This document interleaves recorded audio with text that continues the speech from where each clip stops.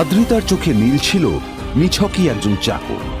সে সারাদিন আদ্রিতার ভাই ফরমাস খেটেও ওকে সন্তুষ্ট করতে পারত না।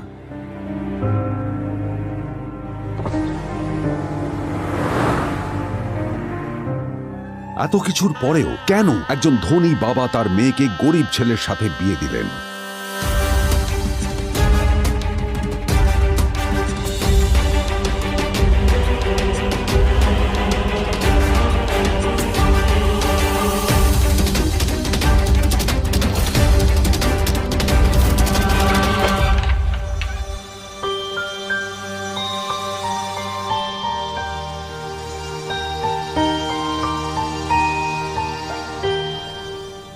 এবং তারপরে সেই মেয়েটি তার গরিব স্বামীর কাছ থেকে নতুন বছরে এমন একটা গিফট পেয়েছিল যে তার চক্ষু স্থির হওয়ার জোগাড় হয়েছিল।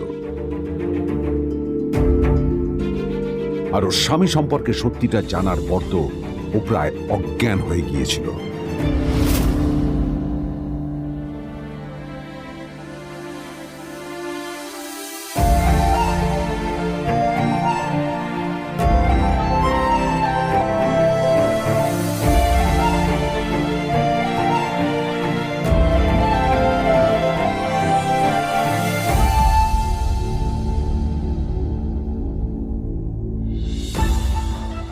আমার বাবা সবচেয়ে বড় ভুল করেছে তোমার মতো একটা গরিব ছেলের সাথে আমার বিয়ে দিয়ে।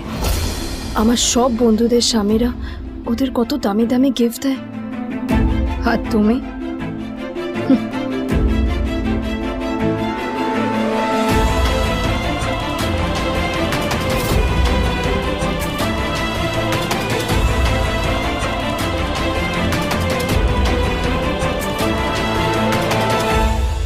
আদ্রিতা তার বাবার কথায় নীলকে বিয়ে তো করেছিল, কিন্তু ও শর্ত দিয়েছিল যেন বাড়ির বাইরের কেউ না জানতে পারে যে নীল ওর স্বামী।